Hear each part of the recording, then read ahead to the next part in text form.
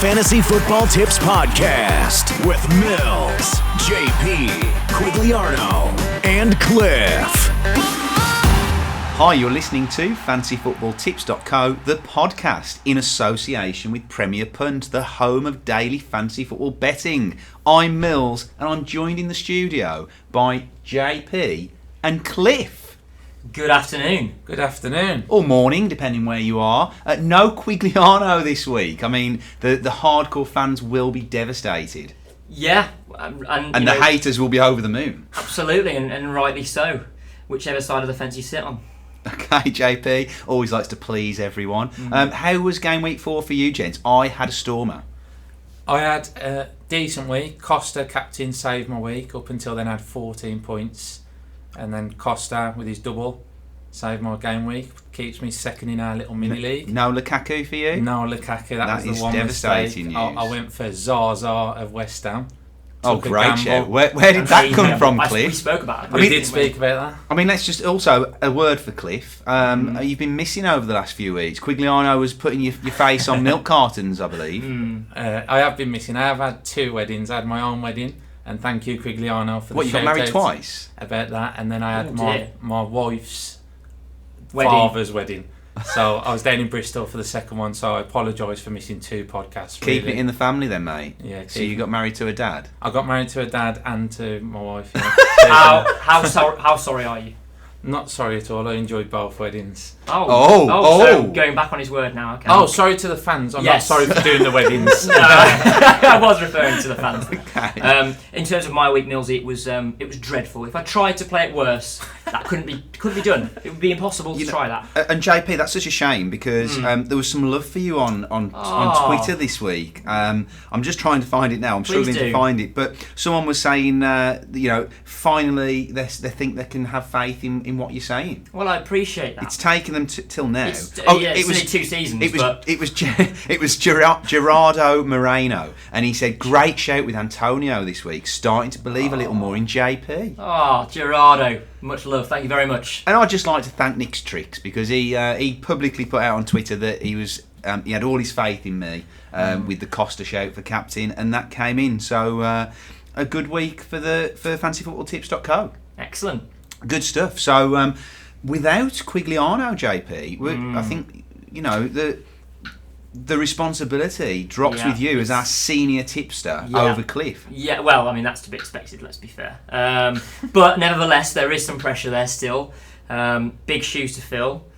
So I'm going to do my best, Millsy. So with that being said, let's get straight into it and let's go for the Gary of the Week. I mean, I haven't pre-vetted these. The producer assures me that these are to be trusted. So let's hear your thoughts. Yeah. Gary of the Week, Jake. Yeah, so the Gary of the Week is none other than Kevin De Bruyne, KDB. What a player he's turning out to be. He was quite frankly phenomenal against Manchester United. Best player on the pitch by a long, long way. He's going to smash it, isn't he? I mean, without Aguero, he's the man they rely on. In my opinion, a fairly straightforward fixture. I don't know what you think, Mills. Yeah, I mean, home to Bournemouth. I think it's pretty straightforward. I think I could see 3 or 4 goals. Yeah. KDB's going to be involved, so he's a no-brainer for me. Yeah, I mean, if they play the way they played against United, particularly in that first half, I mean, it was breathtaking. Manchester United just were all over the place. Yeah. And you just think, how are Bournemouth going to cope with that? I like that show. Let's move on. We'll come back to that fixture later, though. So let's go on to the Xabi, the long shot. Well, do you know what? I'm going to reference the person that told me this. I'm a very honest person, Millsy. I could say that this was me that thought of this, but actually, this was Cliff's idea, and I think it's a good one. Our long shot is Christian Benteke. Cliff, would you like to explain why? We spoke about it. JP was struggling for a long shot, in all honesty, and then I said I fancy Stoke at home. I mean, Stoke at the minute are dreadful. You fancy Stoke at home winning, or? I fancy the fixture Crystal Palace at home to Stoke. I think. Okay. Stoke away are going to be dreadful. Spurs put 4 past them. Benteke, if he's got the ammunition from Zaha at the minute, which he looks like he's going to, I think he could easily grab a couple there. And I think the midfield's looking strong for Palace as well, isn't it? There's a lot of talent in there and new players in as well. A lot of new players in. It's going to take him time to gel. But great to see Benteke on the score sheet last week, and I like that. Absolutely. Okay. I like the way you passed the book there, JP, as well. You know, it's important to credit other people for their ideas. Shame Cliff couldn't deliver on the way he was speaking, but... He struggled with his speech. I did like the use of the word ammunition. He seemed very proud of that as he said it. He was happy with that. He was thinking in his head, wasn't he? And it's more than 2 syllables. Came out with a good word, so well done there. He looked like he'd just got the conundrum on countdown. Absolutely. Let's move on. So, where are we going next? We're going to the Delia. The Delia. Well, I was umming and ahhing about this one as well, but do you know what? I'm going to say it. The Delia is Stoke City. You have been absolutely terrible. All season they've been awful. I know it's not been very long, but still, it's a bad sign. They've just signed, in my opinion, a top-class striker in Wilfred Bonney, who was potentially going to be my long shot, but we went with Benteke over him. Surely they've got to get a result against Crystal Palace. Something, a point. I don't think they will. No. I think this has been defensively, it's been their worst start to a Premier League season. It's been dreadful. You know, the amount of goals conceded. I think actually in terms of points, they're at the same points tally as they were this time last season. They had a bad start last year. Right, okay. But yeah, it's not looking good. It's not looking good at all. So I'm going to call out Bonney to try and bring them through and get them a result. Okay, I like your thinking there, JP. You're thinking of the differentials, which is important. I mean, you know, you look at Lukaku last week, and people said that I was crazy for calling him as a differential pick. Yeah. Someone in our mini league actually captained him, which is unbelievable, considering he hadn't scored for his club, for Everton, since March. And then he comes in and bangs in a hat trick. But you know, and these things do turn around. It's football, so we'll see what happens. Have you got any side tips for us? Oh, I've got many side tips, Millsy. Wow, I've got lots. Lots. The way he said that, then I thought he was going to do. I think the first time, Cliff. I don't know if you ever listened to the podcast at this point, but the first time I went to JP and asked him for a Delia, he went, what? I have no idea. He's come a long way. It's like a fish out of water. But he's come a long way. He's well prepared. I am, yeah. So I'm going to go through my side tips now. Diego Costa, possibly not a side tip, but I'm going to say it just based on the fact they're playing against Liverpool, who, in my opinion, can't keep a clean sheet. No, it's not possible for them. So Costa's going to be involved in a goal, in my opinion. Nolito and Sterling, additional side options at City. If you've got, if you can get KDB in, fantastic. But if you haven't quite got the money, you might want to go for slightly the cheaper in Sterling or Nolito. If you had to go with one, which one would you go with? I'm going to lean towards Sterling. Can I just interrupt more about Iniacha? Would he be a side tip or? He's a nice one, isn't he? Because he's going to start, probably. He scored against Manchester United. So thank you for your contribution yet again, Cliff. No worries. Thank you for that. Appreciate that. So we'll throw into that equation, we'll throw Iniacha in there. Lukaku, side tip, again, slightly obvious side tip. Bolted, but nevertheless, I'm going to throw him in there. I haven't got him in my team yet. I'm probably going to get him in my team. There's my honesty. So a good option. Lamela at Spurs. They looked a lot better. They scored 4 goals. And I think Spurs are one of those teams. They just need to kick into gear. And I think do. that's going to happen now. Yeah. Will Lamela start? He didn't start against Stoke, did he? I think they started Son and he scored 2 goals. He scored 2. But Lamela did come on and impact the game, I do believe. But maybe Son is an option then. But thank you again for that contribution. You're really contributing a lot there, Cliff. Quite impressive. What I like about Cliff is whenever he comes out with a fact, he's never quite sure. Yeah. He's always a question. It's never a statement. Yeah. It's an is. Lamela didn't start, did he? Yeah. He's trying to go on. Trying to trip us up. I'm not trying to trip you up. I'm just trying to see if you've got any justification for the side tip of Lamela over Son, being as he started and scored 2. Oh, he's getting aggressive, He has returned. The shaking has returned, Millsy. The shaking has returned in the hands. Those hands are so clammy. So we'll move past that. He's masking it with aggression. I like it. Absolutely. My next side tip is Antonio. Talked about him last week. Got some respect on that. 2 goals. Fantastic. Good player. We're not sure what position he plays, to be honest. But I like him. He's a good player, and he's got a lot about him. Got a good character. And with Payet, he delivers those crosses so well, and Antonio in there with his head every time. Yeah, he leaps like a salmon, doesn't he? My next 2... All the 80s cliches are out today, so look out for more of those coming up. I think Chelsea-Liverpool is going to be a really exciting game. I think there could be goals. So I'm going to throw in a few Liverpool players. I'm going to throw Coutinho, Firmino, possibly Lana as well. I think of the three of those again, because I am throwing a few out there. I think I'd probably go towards Firmino, just because I think he's more likely to get goals. Yeah, and I think, just touching on that fixture, I think a lot of people are looking at that and thinking it might be a low-scoring game. I completely disagree. Yeah, I massively think, Friday night football as well. That's another little side tip for people. Don't miss the deadline. That's the disclaimer. I do not want any emails this week from people telling me that I didn't remind them, because it's my responsibility to remind millions of people that there's a deadline. They can check themselves. But anyway, I think that's going to be a game with goals. Yeah, I agree. And John Terry's going to be injured as well, so he's definitely going to drop out, which probably means David Luiz is going to go in at the back. And will it be the Luiz of old, where he takes those risks? We hear that potentially he's not going to be like that. But even if Terry was in there, Chelsea haven't been brilliant defensively this season. They've kept one clean sheet in 4. Well, look, they just conceded twice to Swansea, and Swansea haven't exactly set the world on fire at the start of the season. So I agree with you, Mills. I think it will be 6-5 that game, 6-5 minimum to Chelsea. Okay, watch this space, see if it happens. Any more side tips for us? And that is my side tips expired there. I like it. I actually think you put in less than Quigliano, but I think that's better. Well, it's not quantity, it's quality. And maybe something that Quigliano could learn about. But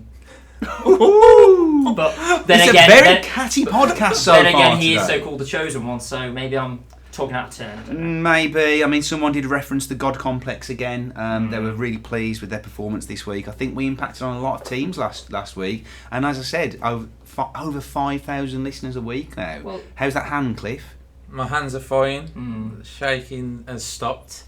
5,000? 5,000, I'm fine. We're not talking 5. We're talking 5,000. 5,000's fine. It's good audience for us to be talking to. Okay, right. We're going to be back after this with some questions from the fans.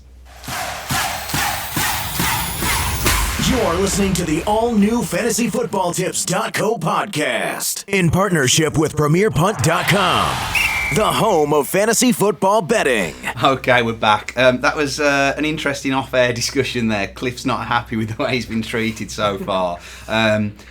Yeah, I was going to go. I'm not going to go there. I still agree. Crystal Palace have got Stoke at home. I still agree with that. I think we can listen back. The way you said it, it was confusing to the listeners. Yeah, I apologise. Okay, we're going to go to a friend of the show, Andy Goodland, our resident golf pro. A lot of love for Andy. He's always supported us, and he wants to simply know. And we will be discussing this a little bit more in podcast extra, our captain picks. But he wants to know simply who to captain out of Kane or Lukaku. Harry Kane, of course, scored the 1 goal last week, but he's home to Sunderland. And then Lukaku, obviously that hat-trick after so long without a goal for club, at home to Middlesbrough. Do you go form or fixture? Me personally, I'd go Harry Kane. Some people will disagree with that, probably split opinion. I think the fixture is very generous. I think, like you said, Spurs take a little bit of time to get going. I think they've probably just hit the ground in their last fixture. Is Lukaku consistent week in, week out? I don't think so, whereas I think Kane is more consistent once he gets going. So my opinion would be Harry Kane. Cliff, what do you think? I think I'd agree with that, JP. I think Harry Kane got his goal, even though he needed 2 touches to put it in the back of the net. And I heard on Match of the Day they thought that was because of his confidence, where he normally would just put that in first touch. But I think now he has got that goal, his confidence might be back up. Sunderland, was it 3 that conceded Monday night against Everton, so I think their defence isn't looking too great. Again, not sure. He's asking a question. There's no statement there. It's always a question. Sunderland did concede 3 against Everton on Monday night. I think Harry Kane is probably the better shout out of those two. Okay, I mean, what do you think, Millsy? Yeah, I mean, I think I tend to agree. I think Kane's a little bit more clinical. I think if you look at that game against Sunderland for Lukaku, he should probably have scored 6 or 7 goals. And it's whether I think for Lukaku, he needs to get that number of opportunities to score through. Whereas I think Harry Kane, if you give him 5 chances, he'll probably score 3 or 4 of them. Whereas Lukaku probably needs another 3 or 4 chances to score the same amount. I also think Sunderland probably at this point in time look worse than Middlesbrough. I think, and also on top of that, Sunderland are under a lot more pressure than Middlesbrough. You know, Middlesbrough have had a decent start. Sunderland have had a woeful start, and the pressure is already on David Moyes and the players. And I think that will show in this game. Yeah, I don't think Van Almark came out today and said that the back four can't understand each other because they all speak different languages. So they literally can't understand what's going on. So, and it looks like, and it does look like that. Yeah. Okay, good stuff. Coming on to another question. This is from Antarctican FPL. Where do you think he's from, Cliff? Antarctica. Okay, we'll see. Maybe. Let us know. Antarctica and FPL. A topic that's very close to my heart. Is it too risky not to bring in Aguero till game week 8? He's currently got Tekers, Kaku and Zlatan. Decent fixtures they've got. So he wants to know, can he possibly keep that forward line until game week 8? Or do you really need to bring Aguero back next week? Cliff. I think the forward three that he has got have got decent fixtures up until game week 8, where you could bring Aguero back in, but we spoke beforehand, Aguero needs to come back in as soon as he can. I mean, the game week 6, Aguero's got Swansea away, who have just conceded 2 against Chelsea, Costa scoring both. You can easily see Aguero coming back and scoring 2 against Swansea. So I think it would be too risky to not put Aguero back in. And I think he's going to be absolutely chomping at the bit as well, isn't he? Especially with that game cancelled last night where he could have played. I think he will. I agree, Mills. He will be chomping at the bit to get back out there. JP? Get Aguero in your team ASAP. As soon as he's back, get him in. Agree with Cliff, agree with Millsy. It's a no-brainer. And price as well. Price will go up. His price will go up. It was almost at 13.2, wasn't it? And he's definitely going to go there again. So get him in, Antarctica. I know you're happy. I mean, if you were going to take one of those players out and cost wasn't a problem, out of Ibrahimovic, Lukaku and Benteke, it would be Benteke, but surely it would be a problem on cost. So based on cost, it's difficult, isn't it? Lukaku probably, but yeah, if cost isn't a problem for this person, then obviously it would be Benteke. If it is a problem, then you've got to try and keep Zlatan and Aguero because they're going to be 2 top goal scorers this season. Fantastic. This one's from Sushant, and this is worth getting Spurs and City coverage this week by dumping Chelsea and Liverpool assets, or just wait till Aguero's back and save the free transfer. So in other words, should they make a transfer to try and hit? I think this person again is kind of saying what we've kind of just discussed. The Liverpool-Chelsea game, they think it's not going to be a high-scoring game, or they're not going to get many FPL points from it anyway. So should they be dropping those players and putting Spurs and City players in? I mean, you've got to be careful looking at one-off game weeks like that, because all of a sudden you start getting -4 points here and there. Personally, I wouldn't be making radical changes. Like, for example, I've got Hazard in my team. I'm not going to be taking out Hazard simply because I might think that they're going to struggle against Liverpool. At the same time as that, if you think like you could make a cheeky change, I'll just say that again, a cheeky change of one player, maybe a Coutinho or a Firmino to someone like an Alito or a Sterling, then yeah, go for it. But don't make drastic changes. Don't change, Rome wasn't built in a day. Do you know what I love? I love when Quagliano's not here, just because JP gets so much more airtime. I mean, if anyone out there has got any audio skills and would like to do a remix of JP's cliches, I would love to hear that. I would probably pay money to hear that. Well, and I'll tell you what, if anyone does that, we'll stick that on air next week. Well, I do exactly what it says on the tin. I go Brilliant. Brilliant. Okay. I mean, gents, that is bringing us towards the end of the standard podcast. We are going to go into podcast extra. We have got a question from Tim Green that we're going to discuss there, and we're going to be discussing our own personal captain tips, or captain picks for this week, should I say. Anything else anyone wants to bring up before we go? Any messages out there for the cheapies? Oh, there's something I want to mention, actually. And this is exciting news. We're trying to get voted best football gaming blog at the Football Blogging Awards. Amazing. It is amazing. And I just want to thank our fans and our supporters out there, our email subscribers, people that go on the website. We've already had so many people vote for us. It's unbelievable. And it's really humbling, actually, to see. But if you do want to vote for us as the best gaming blog, go to our Twitter. It's at FPL_the source, and check out the pinned tweet at the top and you'll see how to vote. There is also an article on fantasyfootballtips.co that tells you how to vote. You can do it with Twitter, or you can go to the Football Blogging Awards website and do it on there. Cliff, is that a tear coming to your eye there? It's not a tear, It's the thought of going to Old Trafford for the award ceremony. He's very humble. I mean, I actually excited. think if we win, excited. Cliff should do the award speech. I think No, so. there's one man to do the speech, and that is JP. Ooh, I'd be honoured. I mean, it could happen. It could happen. It could happen. So, guys, if you like listening to us, if you like reading the website tips and everything else, please, we'd absolutely love it. We really appreciate it if you'd vote for us. We're going to be back with Podcast Extra straight after this, but for the cheapies, it's goodbye. The Fantasy Football Tips Podcast with Mills, JP, Quigliarno, and Cliff.